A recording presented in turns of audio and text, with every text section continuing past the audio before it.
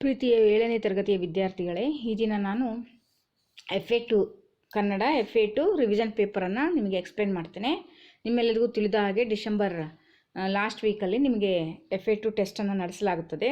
ಆದ್ದರಿಂದ ಅದರ ಪ್ರಯುಕ್ತ ನಿಮಗೆ 2 ರಿವಿಷನ್ ಪೇಪರ್ಸನ್ನು ಕೊಡಲಾಗುತ್ತೆ. ಈ 2 ಪೇಪರ್ಸ್ಗಳನ್ನು ನೀವು ಸರಿಯಾಗಿ ಓದಿದ್ರೆ ನಿಮಗೆ ಈಸಿಯಾಗಿ FA2 ಟೆಸ್ಟನ್ನು ಬರಿಬೋದು. ಅರ್ಥ ಆಯ್ತಲ್ಲ? ಸೊ ಈ ದಿನ ನಾನು ಮೊದಲನೇ ಪೇಪರನ್ನು ಎಕ್ಸ್ಪ್ಲೇನ್ ಮಾಡ್ತೇನೆ.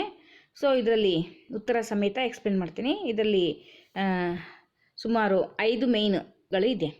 ಎಷ್ಟು ಮೇನ್ ಇದೆ? 5 ಮೇನ್ ಇದೆ. 5 ಮೇನ್ಗಳನ್ನು ನಿಮಗೆ ಎಕ್ಸ್ಪ್ಲೇನ್ ಮಾಡ್ತೇನೆ, ನೋಡ್ಕೊಳ್ಳಿ. ಸೊ ಪದಗಳ ಅರ್ಥ ಬರೆಯಿರಿ. ಪದಗಳ ಅರ್ಥ ಬರೆಯಿರಿ. ನಿಮ್ಗೆ ಯಾವ್ಯಾವ ಲೆಸನ್ಸ್ ಇದೆ ಟೆಸ್ಟ್ಗೆ ಅಂತ ಅಂದರೆ,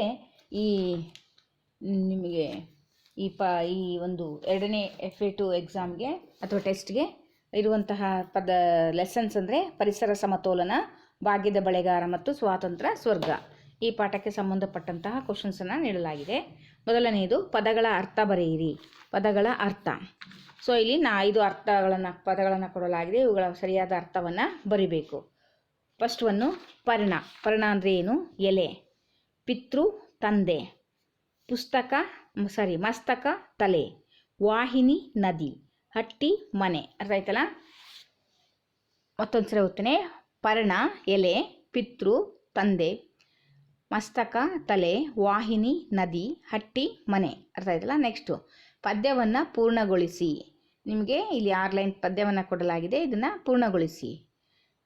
ಇದನ್ನು ಬ್ಯಾಟ್ ಹಾಕಿ ನೀವು ಬರೆಯೋದನ್ನು ಪ್ರಾಕ್ಟೀಸ್ ಮಾಡ್ಕೊಳ್ಳಿ. ನಿರ್ಭೀತ ನಿರ್ಮುಕ್ತ.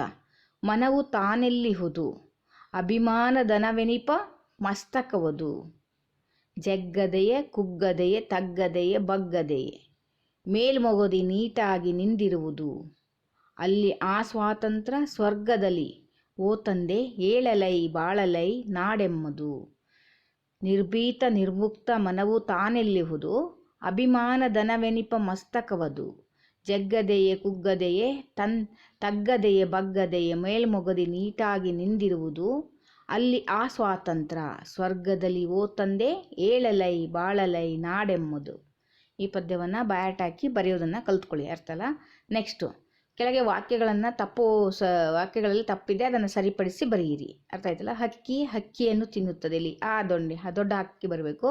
ಎರಡನೇದಲ್ಲಿ ಸಣ್ಣ ಬರಬೇಕು, ಅಂದರೆ ಹಾ ಬರಬೇಕು. ಸೊ 2 ತಪ್ಪಿದೆ. ಅಕ್ಕಿಯನ್ನು ತಿನ್ನುತ್ತಿದೆ ಅನ್ನೋದನ್ನು ಸರಿಪಡಿಸ್ಬೇಕು. ಅರ್ಥ ಆಯ್ತಲ್ಲ? ಸೊ ನಂತರ ಅನ್ನವನ್ನು ಉಣ್ಣುತ್ತಾನೆ. ಇಲ್ಲೂ ಸಹ ಅಕ್ಷರದಲ್ಲಿ ತಪ್ಪಿದೆ, ಅದನ್ನು ನೀವು ಣ ಬರಿಬೇಕು. ಅನ್ನವನ್ನು ಉಣ್ಣುತ್ತಾನೆ. ಸೊ ಉಣ್ಣುತ್ತಾನೆ ಆಗಿದೆ, ಉಣ್ಣುತ್ತಾನೆ ಅಂತ ಬರಿಬೇಕು. ನೆಕ್ಸ್ಟು ಸ್ವಂತ ವಾಕ್ಯ ರಚಿಸಿ. ಅಡ್ಡದಾರಿ ಹಿಡಿ. ನಾವು ದೊಡ್ಡವರಾದ ಮೇಲೆ ಅಡ್ಡದಾರಿ ಹಿಡಿಯಬಾರದು ಅಂತ ನಾನು ಬರೆದಿದ್ದೇನೆ. ನಿಮಗೆ ಅದಕ್ಕೆ ಇನ್ಯಾವುದಾದ್ರೂ ಇದ್ದರೆ ಅದೇ ವಾಕ್ಯಕ್ಕೆ ಹೊಂದಿಕೊಂಡು ಸರಿಯಾಗುವಂಥ ವಾಕ್ಯವನ್ನು ಸಹ ರಚನೆಯನ್ನು ಮಾಡ್ಬೋದು. ಅರ್ಥ ಆಯ್ತಲ್ಲ? ಅಡ್ಡದಾರಿ ಹಿಡಿ. ನಾವು ದೊಡ್ಡವರಾದ ಮೇಲೆ ಅಡ್ಡದಾರಿ ಹಿಡಿಯಬಾರದು. ಬೇರೂರು. ಸೈನಿಕರು ಗಡಿಭಾಗದಲ್ಲಿ ಬೇರೂರಿರುತ್ತಾರೆ. ಏನು? ಬೇರೂರು. ಸೈನಿಕರು ಗಡಿಭಾಗದಲ್ಲಿ ಬೇರೂರಿರುತ್ತಾರೆ. ನೆಕ್ಸ್ಟು ಭಾವನಾಮ ರೂಪದಲ್ಲಿ ಬರೆಯಿರಿ.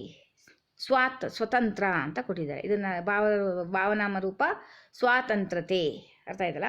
ಸ್ವತಂತ್ರಕ್ಕೇನು? ಸ್ವಾತಂತ್ರ್ಯತೆ. ವಿಶಾಲತೆ. ಮಧುರತೆ. ನೆಕ್ಸ್ಟ್ ಕೆಳಗಿನ ಪ್ರಶ್ನೆಗಳಿಗೆ ಉತ್ತರಿಸಿ.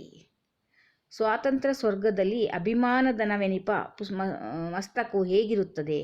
ಸ್ವಾತಂತ್ರ್ಯ ಸ್ವರ್ಗದಲ್ಲಿ ಅಭಿಮಾನದನವೆನಿಪ ಮಸ್ತಕವು ಜಗ್ಗದೆ ಕುಗ್ಗದೆ ತಗ್ಗದೆ ಬಗ್ಗದೆ ನೀಟಾಗಿರುತ್ತದೆ. ಹೇಗಿರಬೇಕು? ನೀಟಾಗಿರಬೇಕು. ಸ್ವಾತಂತ್ರ್ಯ ಸ್ವರ್ಗದಲ್ಲಿ ಅಭಿಮಾನದನವೆನಿಪ ಮಸ್ತಕವು ಜಗ್ಗದೆ ಕುಗ್ಗದೆ ತಗ್ಗದೆ ಬಗ್ಗದೆ ನೀಟಾಗಿ ಇರಬೇಕು. ನೆಕ್ಸ್ಟು ಧ್ರುವತಾರೆ ಎಂದು ಯಾರನ್ನು ಕರೆಯುತ್ತಾರೆ? ಧ್ರುವತಾರೆ ಎಂದು ಕವಿ ಯಾರನ್ನು ಕರೆಯುತ್ತಾರೆ? ಸ್ವತಂತ್ರವನ್ನೇ ಸ್ವರ್ಗವಾಗಿಸುವ ಭಗವಂತನಿಗೆ ಕವಿ ಧ್ರುವತಾರೆ ಎಂದು ಕರೆದಿದ್ದಾರೆ. ಸ್ವಾತಂತ್ರ್ಯವನ್ನೇ ಸ್ವರ್ಗವಾಗಿಸುವ ಭಗವಂತನಿಗೆ ಕವಿ ಧ್ರುವತಾರೆ ಎಂದಿದ್ದಾರೆ. ಬಳೆಗಾರ ಎಲ್ಲಿಗೆ ಹೋಗಿ ಬರಬೇಕೆಂದು ಹೆಣ್ಣು ಹೇಳುತ್ತಾಳೆ? ಬಳೆಗಾರ ತವರು ಮನೆಗೆ ಹೋಗಿ ಬರಬೇಕೆಂದು ಹೆಣ್ಣು ಬಳೆಗಾರನಿಗೆ ಹೇಳುತ್ತಾಳೆ. ತವರು ಮನೆಗೆ ಹೋಗಿ ಬರಬೇಕೆಂದು ಹೆಣ್ಣು ಬಳೆಗಾರನಿಗೆ ಹೇಳುತ್ತಾಳೆ. 4ನೇದು, ಚಪ್ಪರದ ನಡುವೆ ತಾಯಿ ಯಾವ ಆಟ ಆಡುತ್ತಾಳೆ? ಚಪ್ಪರದ ನಡುವೆ ತಾಯಿ ಪಗಡೆ ಆಟ ಆಡುತ್ತಾಳೆ. ಆನೆ ಎಷ್ಟು ವರ್ಷಕ್ಕೊಮ್ಮೆ ಮರಿ ಹಾಕುತ್ತದೆ? ಆನೆ 5 ವರ್ಷಕ್ಕೊಮ್ಮೆ ಮರಿ ಹಾಕುತ್ತದೆ. ಅರ್ಥ ಆಯ್ತಲ್ಲ ಮಕ್ಕಳ? ನೆಕ್ಸ್ಟು 2-3 ವಾಕ್ಯದಲ್ಲಿ ಉತ್ತರಿಸಿ. ಜಿರಾಫೆ ಹೇಗೆ ಆಹಾರ ಸ್ಪರ್ಧೆಯಲ್ಲಿ ಯಶಸ್ವಿಯಾಗುತ್ತದೆ? ಜಿರಾಫೆ ವರ್ಗದಲ್ಲಿ ಅತಿ ಸಂತಾನವಿರುವುದರಿಂದ ಆಹಾರ ಸ್ಪರ್ಧೆ ಅನಿವಾರ್ಯ. ಇವುಗಳಲ್ಲಿ ಉದ್ದ ಕಾಲು, ಉದ್ದ ಗೋಣು ಇದ್ದವುಗಳು ಸ್ಪರ್ಧೆಯಲ್ಲಿ ಆಹಾರ ಪಡೆದು ವಂಶ ಮುಂದುವರಿಯುವುದೆಂದು, ಉಳಿದವು ಅಳಿದು ಹೋಗುತ್ತವೆ ಎಂದು ನಂಬಿಕೆ ಇದೆ. ಜಿರಾಫೆ ವರ್ಗದಲ್ಲಿ ಅತಿ ಸಂತಾನವಿರುವುದರಿಂದ ಆಹಾರ ಸ್ಪರ್ಧೆ ಅನಿವಾರ್ಯ. ಇವುಗಳಲ್ಲಿ ಉದ್ದ ಕಾಲು, ಉದ್ದ ಗೋಣು ಇದ್ದವುಗಳು ಸ್ಪರ್ಧೆಯಲ್ಲಿ ಆಹಾರ ಪಡೆದು ವಂಶ ಮುಂದುವರಿದು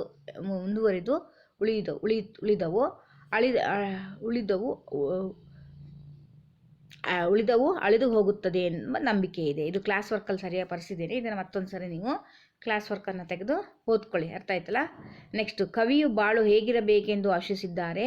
ಕವಿಯ ಬಾಳು ಹೇಗಿರಬೇಕೆಂದರೆ ಅವರ ಅರಿವು ಸರ್ವ ಸ್ವತಂತ್ರವಾಗಿ, ಸಂಕುಚಿತತೆ ನಾಶವಾಗಿ, ವಿಶ್ವ ಖಂಡವಾಗದೆ ಒಂದೇ ಒಂದಾಗಿ ಚೆನ್ನಾಗಿ ಬಾಳಬೇಕು. ಅಂತಹ ನಾಡು ಎಂಬ ಸ್ವಾತಂತ್ರ್ಯ ಸ್ವರ್ಗದಲ್ಲಿರಬೇಕು ಎಂದು ಆಶಿಸುತ್ತಾರೆ. ಕವಿ ಬಾಳು ಹೇಗಿರಬೇಕು? ಕವಿಯು ಬಾಳು ಹೇಗಿರಬೇಕೆಂದರೆ ಅವರ ಅರಿವು ಸರ್ವ ಸ್ವತಂತ್ರವಾಗಿ, ಸಂಕುಚಿತತೆ ನಾಶವಾಗಿ, ವಿಶ್ವ ಖಂಡವಾಗದೆ ಒಂದೇ ಒಂದಾಗಿ ಚೆನ್ನಾಗಿ ಬಾಳಬೇಕು. ಅಂತಹ ನಾಡು ಎಂಬ ಸ್ವಾತಂತ್ರ್ಯ ಸ್ವರ್ಗದಲ್ಲಿರಬೇಕು ಎಂದು ಆಶಿಸುತ್ತಾರೆ. ಅರ್ಥ ಆಯ್ತಲ್ಲ ಮಕ್ಕಳ? ಮತ್ತೊಂದು ಸರಿ ಈ ಪೇಪರನ್ನು ಓದ್ತೇನೆ ನೋಡಿ. ಪದಗಳ ಅರ್ಥ: ಪರ್ಣ ಎಲೆ, ಪಿತೃ ತಂದೆ, ಮಸ್ತಕ ತಲೆ, ವಾಹಿನಿ ನದಿ, ಹಟ್ಟಿ ಮನೆ.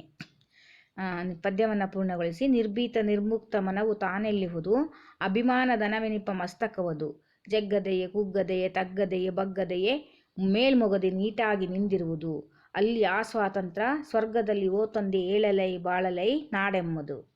ಕೆಳಗಿನಲ್ಲಿ ವಾಕ್ಯವನ್ನು ಸರಿಪಡಿಸಿ. ಹಕ್ಕಿ ಹಕ್ಕಿಯನ್ನು ತಿನ್ನುತ್ತದೆ, ಇದು ತಪ್ಪು. ಹಕ್ಕಿ ಹಕ್ಕಿಯನ್ನು ತಿನ್ನುತ್ತದೆ, ಕರೆಕ್ಟು. ಅನ್ನವನ್ನು ಉಣ್ಣುತ್ತಾನೆ, ಅಣ್ಣ ಅನ್ನವನ್ನು ಉಣ್ಣುತ್ತಾನೆ. ಗೊತ್ತಾಯ್ತಲ್ಲ? ಸರಿಪಡಿಸ್ಬೇಕು. ಸ್ವಂತ ವಾಕ್ಯ. ಅಡ್ಡದಾರಿ ಹಿಡಿ, ನಾವು ದೊಡ್ಡವರಾದ ಮೇಲೆ ಅಡ್ಡದಾರಿ ಹಿಡಿಯಬಾರದು. ಬೇರೂರು, ಸೈನಿಕರು ಗಡಿಭಾಗದಲ್ಲಿ ಬೇರೂರಿರುತ್ತಾರೆ. ನೆಕ್ಸ್ಟ್, ಭಾವನಾಮ ರೂಪದಲ್ಲಿ ಬರೆಯಿರಿ. ಸ್ವತಂತ್ರ ಸ್ವಾತಂತ್ರ್ಯತೆ, ವಿಶಾಲತೆ, ಮಧುರತೆ. ಸ್ವಾತಂತ್ರ್ಯ ಸ್ವರ್ಗದಲ್ಲಿ ಅಭಿಮಾನದನವೆನಿಪ ಮಸ್ತಕವು ಹೇಗಿರುತ್ತದೆ? ಸ್ವಾತಂತ್ರ್ಯ ಸ್ವರ್ಗದಲ್ಲಿ ಅಭಿಮಾನದನವೆನಿಪ ಮಸ್ತಕವು ಜಗ್ಗದೆ ಕುಗ್ಗದೆ ತಗ್ಗದೆ ಬಗ್ಗದೆ ನೀಟಾಗಿರಬೇಕು. ನೆಕ್ಸ್ಟ್, ಧ್ರುವತಾರೆ ಎಂದು ಕವಿ ಯಾರನ್ನು ಕರೆಯುತ್ತಾರೆ? ಸ್ವಾತಂತ್ರ್ಯವನ್ನೇ ಸ್ವರ್ಗವಾಗಿರಿಸುವ ಭಗವಂತನಿಗೆ ಕವಿ ಧ್ರುವತಾರೆ ಎಂದಿದ್ದಾರೆ. ಬಳೆಗಾರ ಎಲ್ಲಿಗೆ ಹೋಗಿ ಬರಬೇಕೆಂದು ಹೆಣ್ಣು ಹೇಳುತ್ತಾಳೆ? ತವರು ಮನೆಗೆ ಹೋಗಿ ಬರಬೇಕೆಂದು ಹೆಣ್ಣು ಬಳೆಗಾರನಿಗೆ ಹೇಳುತ್ತಾಳೆ. ಚಪ್ಪರದ ನಡುವೆ ತಾಯಿ ಯಾವ ಆಟ ಆಡುತ್ತಾಳೆ? ಪಗಡೆ ಆಟ ಆಡುತ್ತಾಳೆ.